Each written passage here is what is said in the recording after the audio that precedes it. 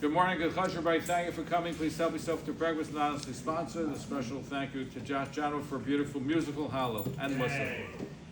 You know, in this week's parsha we deal with spiritual leprosy, tzaras, and there is the Torah uses the word ubiyom when the day when there's a certain change in the leprosy. The Gemara learns that there's certain days that the Kohen does not visit the individual who possibly has tzaras.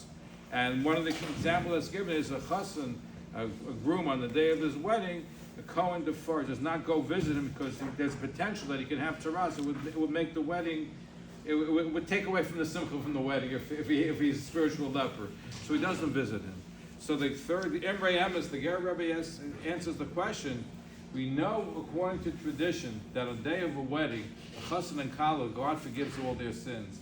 If God forgives all the sins, and since tzaras is a physical manifestation of a spiritual malady, why would there even be a potential for having tzaras? All his sins are forgiven, right? The chassan kala, his sins are forgiven. So the Emrei Emes says that only sins are forgiven like Yom Kippur are between man and God.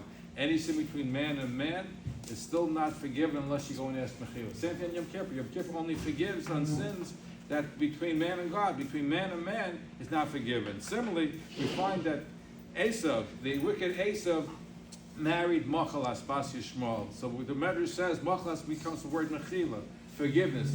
All the sins were forgiven, but yet he's still called Esav Harash, the evil Esav. The reason being is only sins that between him and God, but not between man and man, is forgiven.